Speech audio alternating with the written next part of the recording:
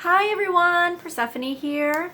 It's July 3rd, 2018, and it's been a little while since I shared a video, and I am well aware of that, which is why I was determined today to make one, no matter what. So here I am. There are a few reasons why it's taken me so long to pull it together and do another video.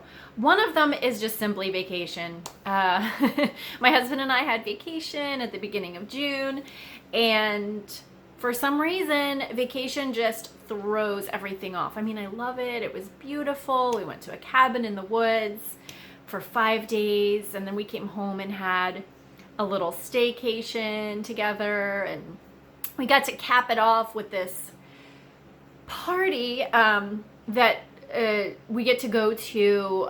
It's one of the few perks of being a manager at Trader Joe's. You get this annual party for all the managers in the region, and this was like on a yacht off of the lake in Detroit, and it was amazing.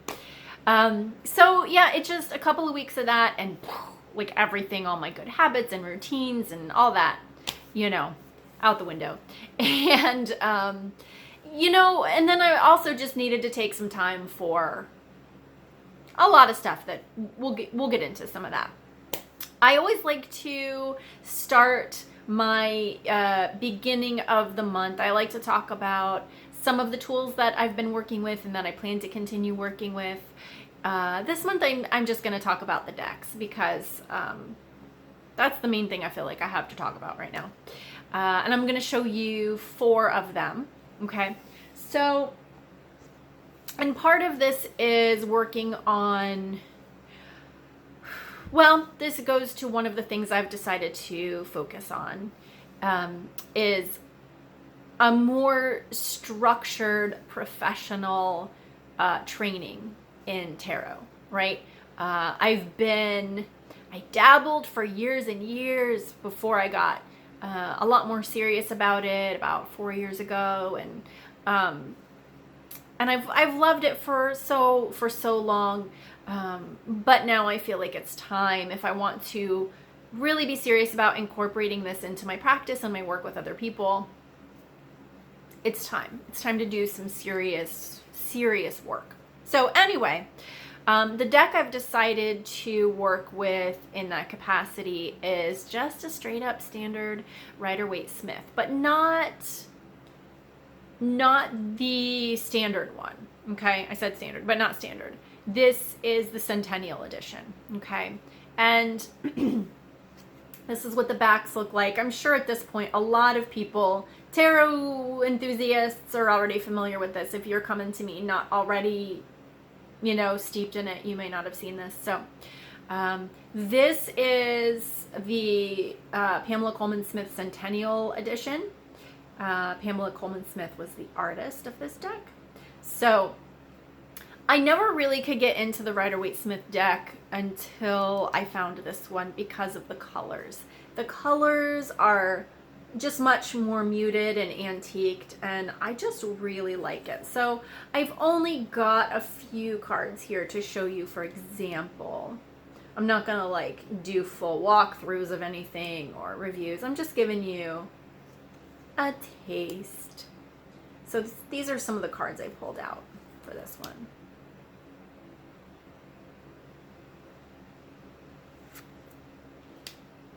So you get an idea. I don't know why this is one of the cards I look for in a deck, in a new deck. I want to see how they do the Two of Swords. I love it. So that is my primary deck that I'm working with right now, probably for the next few months. Now, there's another deck that maybe you could say I have 2 primaries. This deck, I am going to do a review of this deck. Sorry, I got a little blurry. My phone's having trouble focusing. I want to do a review of this deck. And maybe after I work with it pretty regularly for a month or 2, I will feel ready to do that. This is the Wisdom Seekers Tarot, okay? And the imagery in this, I love, love, love. I'm not going to show you any examples. This is more of a Marseille style deck, if you know what that means. It's older than Rider-Waite-Smith. A lot of similarities in the majors, but there are some differences. And so the majors in this follow more of the Marseille. It's also the minors are more, they're like pips with scenery, which I'll get into when I do my review. And then they do completely their own thing with the court cards. So anyway, but I wanted to show you the artwork in this deck in the majors and the court cards because it is beautiful. And I feel bad that I can't remember. Oh, Sylvie. Come on. Let's get this. Sylvie, like Dagnault or something like that is how you pronounce the artist's name. Or I don't know how you pronounce it. It's spelled something like that. Beautiful, beautiful.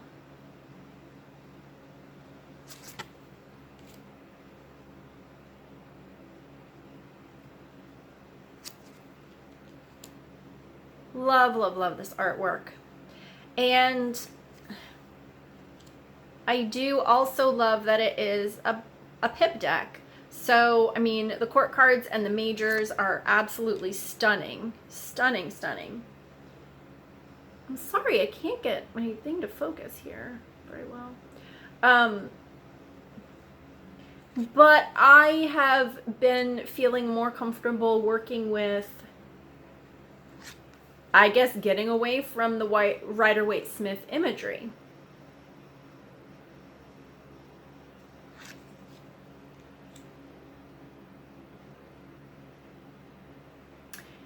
And the reason for that is because I feel like I can focus more on the numerology and the elements, right? Without the, I don't want to say distraction, because it's a different thing. It's a different thing, right? You've got some different meanings going on layered on top of that numerology and the elementals when you add in the scenery of the Rider-Waite-Smith. So anyway, I hope I didn't get too much into that for people who aren't that interested. And then also, I'm really, really loving the Lunar Nomad Oracle, and I'm not gonna flip through this because I feel like I've already taken too much time doing some flip throughs, but I will show you the package that the cards come in because that's one of the cards that comes in it. And then this is the book that comes with it. So really, really beautiful images. Really lovely and thorough descriptions in the book. So just starting to get a taste of that, and I really kind of adore it. So speaking of adoring, this is a tiny little deck, tiny, tiny deck. This is the last one that I will show you today. This is the Mildred Payne Tiny Pocket Oracle. This is made by the same guy who does the Deviant Moon Tarot. I have to refer to it. I was referring to this deck last night. I said to my husband, I said, you know my Mildred Payne Oracle? And I said, my tiny creepy deck. And he's like, oh yeah. So, my tiny creepy deck. I love this little deck. I love it so much. And it seems like it would just be a little novelty deck. I'm sorry, I'm trying to find where this is gonna focus. It is so much more than that. I have actually gotten some really, like, just kind of pow pow in your face, like, to the point, spot on readings with this creepy little deck. So Let me see if I can get a little... And see, not all of it is like super creepy, right? But a lot of them have like these, you know, the sort of like bloody, it looks like blood smears on it or whatever. But it's just creepy enough to appeal to my inner goth girl, right? But it's not too creepy that it triggers my once upon a time born again Christian, afraid of everything, inner whatever. So I don't know if you can see. Yeah, so it's quite lovely. There are cards that, I mean, I feel like there's a lot of cards that relate to the Lenormand, and there's a lot of cards that relate to the tarot. So, yeah, I love it. I love it. I've been having fun with it. So anyway, those are the decks I'm working with this month. And I'm going to skip the books and the planners and everything because, yeah, I'm just going to skip that. We're going to talk about some other things. So I want to talk about the teachers I'm working with right now and sort of what I'm doing with the rest of my, the second half of 2018, right? So I got real serious early this year about it's time to move into my ministry, right? And then comes, well, what the heck does that look like, right? So it looks like a lot of things for me, right? Because I do a lot of things. I love a lot of things. And I always have. So I'm working on putting those things together, right? Working on how they fit together, working on putting together the pieces, right? I'm putting together a puzzle right now in a lot of ways. And some of the sections are starting to come together, and some of them I'm still having trouble putting together, but because there are so many pieces, right? And when I look at everything that I've done, what I'm really doing right now is pulling all of that together. I'm doing a few more training programs, right? Because I am the perpetual student, but also just kind of looking at where do I feel like I need just a little bit more of a foundation? Where do I feel like I need to level up a little bit? What's going to help pull this all together, tie the bow around it, you know, all that kind of stuff. And really this morning I wrote down a list of just some of the things that I've done over the years that I'm working on pulling together into something cohesive, right? And I love that all of it fits under the umbrella of me being an interspiritual minister, right?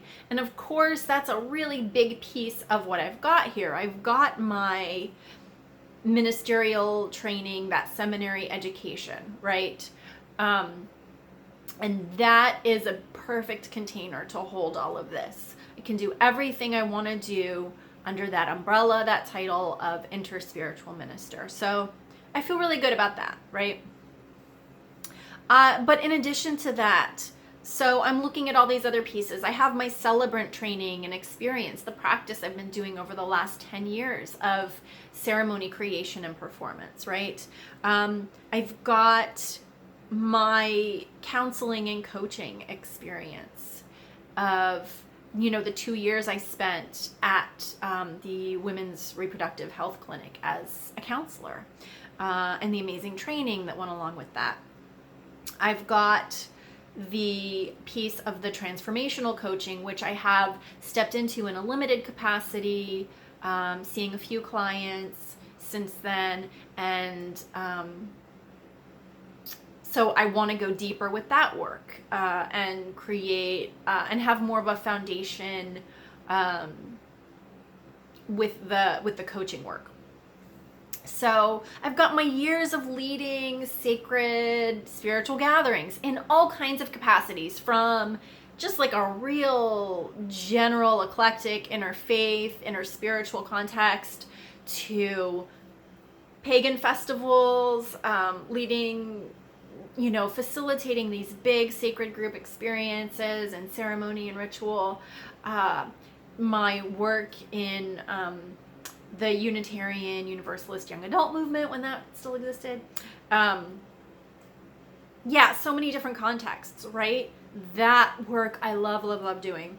All of the spiritual practices that I have been, I don't want to say playing with because that sounds disrespectful, but exploring over the years. Of course, my love of the tarot and oracle and, that symbolism and that divination system. The science of mind education, my experience with that, and I think I took like 6 classes or something like that at my time with a Center for Spiritual Living. So there's all of these things, right? And I'm sure, it goes all the way back to when I was 19 years old, helping to be a part of the worship team for like Christian worship services. So this is like, this is me, right? This is what I've always done. So I'm working on pulling it all together. So I'm working with a number of teachers right now that I will be working with through the end of the year that I love, love, love. And I'm happy to share my experiences with anyone. Leon Vanderpool, the Center for Transformational Coaching. I'm going deeper with that right now. And loving it, and I can tell it's a really good fit for me. It is deeply interspiritual, and not at all religious. So it's perfect for everybody. I love it. It makes a lot of sense to me. It's really, when you talk to people who do spiritual direction, they're like, oh, it sounds a lot like that. Or people who do spiritual counseling, oh, it sounds a lot like that. So it's in that kind of vein, but it's also its own thing. So it's tricky to explain. But I'm also working with Katrina Wynn for my professional tarot consulting work, right? And she's amazing. I have only begun to scratch the surface of what that woman has to offer. I'm in a pretty intense program with her right now, and that'll be continuing through the end of the year. So loving. And then Kane Ramsey, doing some work with more traditional coaching, because I feel like, I've got the spiritual counseling piece. I've got that, sort of that like options counseling stuff that I did. I've got a lot of that work, and there's so much crossover, but I really wanted to make sure that I had that foundation of understanding the language, the principles, the practices of just like really traditional life coaching. So I'm working with that, and also mindfulness practitioner training, which goes really nicely with it. And the thing is, all of these things are going together so nicely, and I'll work on one and then I'll go work on another, and I'm like, oh, that theme just showed up right over here, and then I move on to that theme is so it's really all coming together. And what I'm realizing with all of this, the mindfulness practitioner stuff, the coaching, the transformational coaching, the tarot consulting, as I bring this all together, I just recently came across a term that just jumped off the page at me and really spoke to what I feel like the work is that I do and that I'm called to do. And it's really the term was midwife of the soul. And it talked about guiding people as they are giving birth to their own inner wisdom. And I just love that. And that's exactly what it is, right? It's guiding, it's navigating, it's partnering with someone, and helping to support and facilitate a person's own inner wisdom coming through, right? Which is so much more meaningful and important than me going, okay, well, I'm going to tell you what you need to do right now, right? That doesn't help anybody.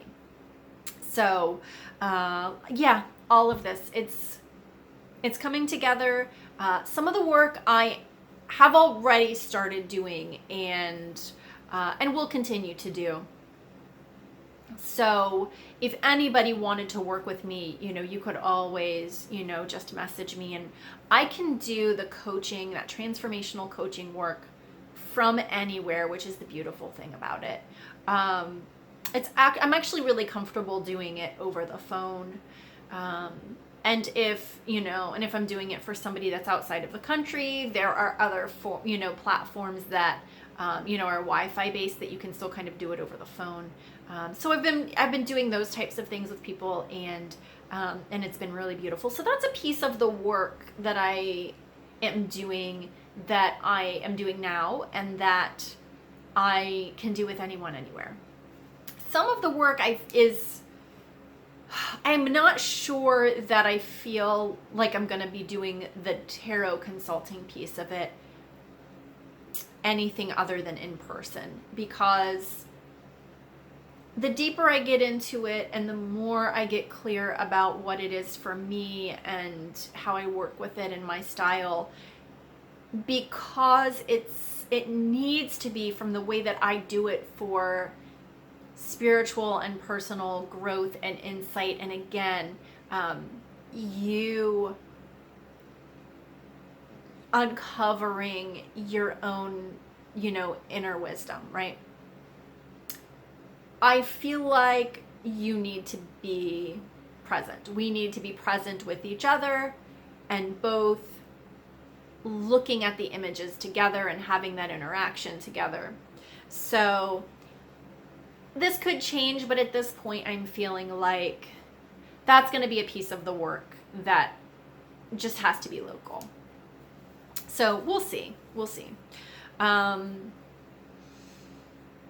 I may start creating, workshop, seminar type things, some that would be in person. And then I'm also very comfortable with the online format. I've done a lot of stuff over, Zoom type webinars, things like that. I love a good webinar, right? It's 2018. So we'll see. We'll see what comes about with that.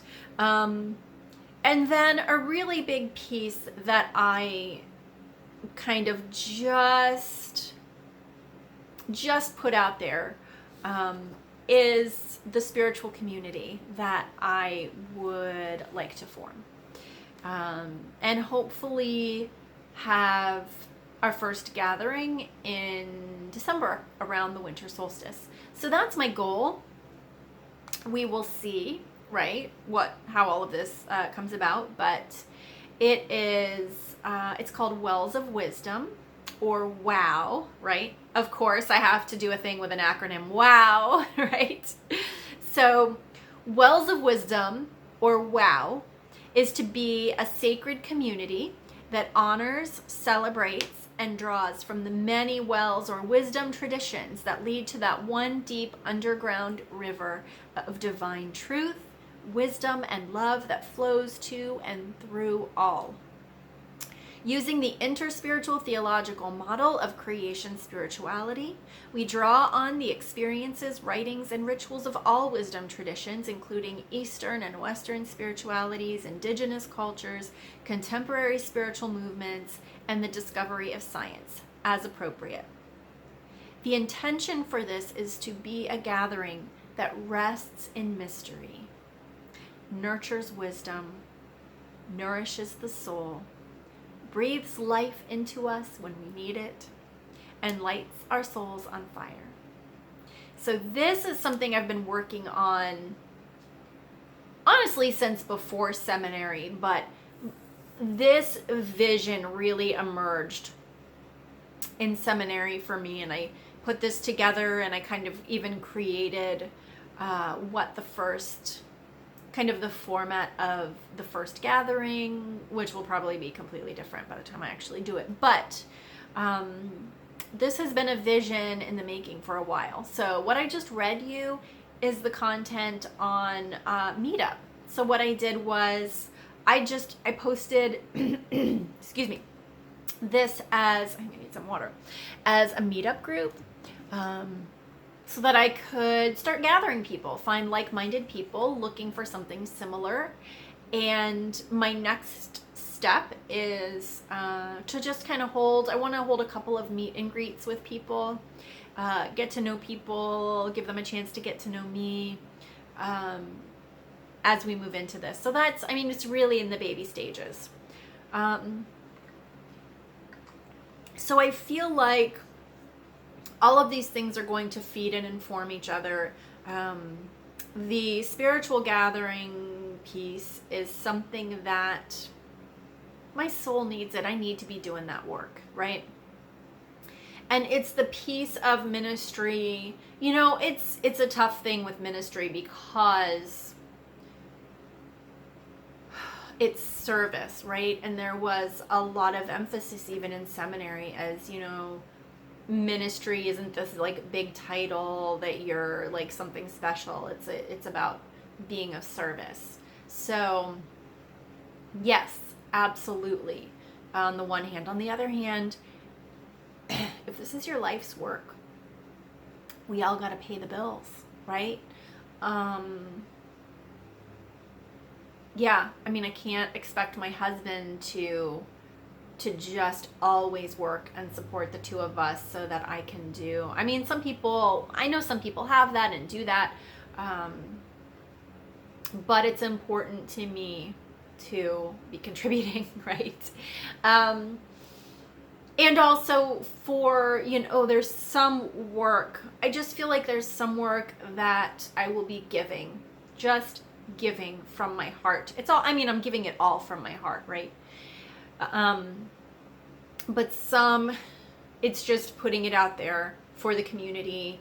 It is purely service and nothing else, which is how I'm seeing the spiritual gathering. It's not going to be every week. It's probably not even going to be every month. It's probably going to be about every 6 to 7 weeks.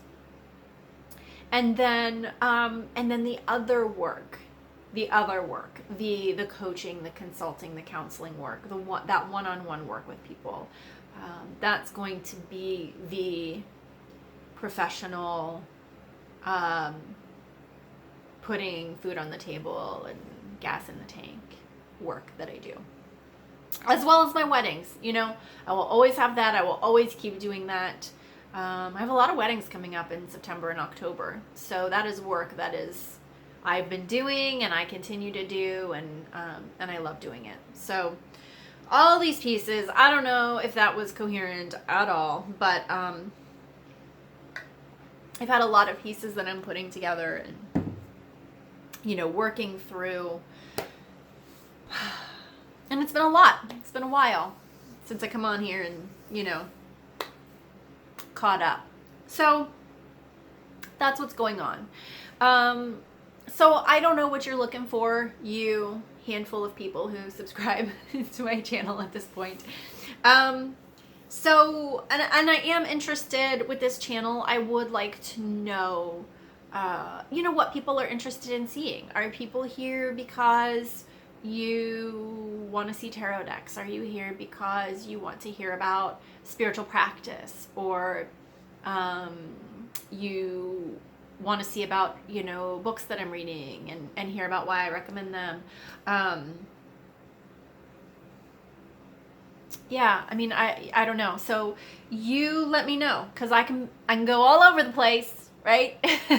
So Anyway, I don't know when I'll make another video. I want to try to be more regular about it. As I said, I don't know if I said earlier, because I started this video making this about 800 times. So I don't know if I said at the beginning of this that my husband's birthday is the beginning of June, right? It was when we went on vacation. My birthday is the end of July. So we're kind of like in birthday celebration mode for 2 months around here. I'm not even kidding. So it's my birthday month. Woohoo! It's July. My birthday's at the end of the month. So yeah, we're a little bit wild and crazy around here. Not really. Anyway, so I will try to come back with some more interesting things, hopefully. Like I said, I have a lot of thoughts on this Wisdom Seekers deck. So I'm hoping in the next couple of months to get up a review of this once I've worked with it some more. And I will always update as things progress and move forward with where I'm going with my professional work and my ministry and all of that kind of stuff. So that's it. So let me know if you feel like there's anything in particular that you would like to hear about from me. Whatever. If you have questions, if you want to work with me, let me know. And with that, I am going to sign off. I am going to go actually get some work done. And actually, I don't even know what time it is. I got to go prepare for a coaching session. So have a lovely summer. And I hope to be back at you real soon.